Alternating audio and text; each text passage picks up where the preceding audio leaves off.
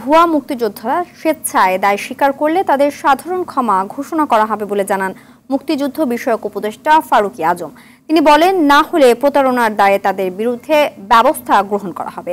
বিকেলে মুক্তিযুদ্ধ বিষয়ক মন্ত্রণালয়ের সংবাদ সম্মেলনে তিনি জানান, জাতীয় মুক্তিযোদ্ধা কাউন্সিল পুনর্গঠনের সিদ্ধান্ত নিয়েছে সরকার।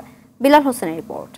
Double million offer Walton fridge কিনে পেতে পারেন 20 লক্ষ টাকা, রয়েছে কোটি কোটি টাকার নিশ্চিত উপহার সহ।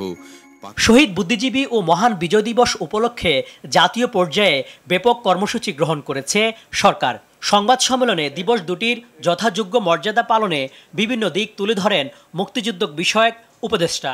শহীদ বুদ্ধিজীবী দিবস ও মহান বিজয় দিবস 2024 যথাযোগ্য মর্যাদায় উদযাপনের লক্ষ্যে জাতীয় পর্যায়ে ব্যাপক কর্মসূচি গ্রহণ করা হয়েছে। উপদেষ্টা জানান, ভুয়া মুক্তিযোদ্ধা শনাক্তকরণ প্রক্রিয়া এরই মধ্যে শুরু হয়েছে। 12 বছর 6 মাস নির্ধারণ করা হয়েছিল। এর নিচে যে সমস্ত মুক্তিযোদ্ধা, যে সমস্ত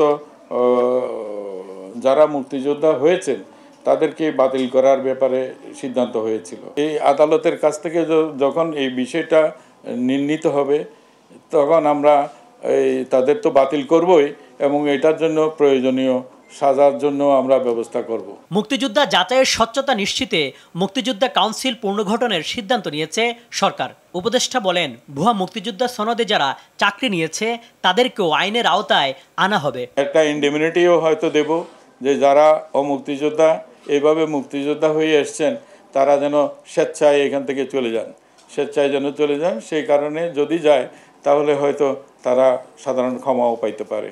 আর যাচাই করার পরে যদি প্রমাণিত হয় তিনি মুক্তিযোদ্ধার সন্তান নন, তাহলে আমরা তাকে আইনের আওতায় আনতে পারবো।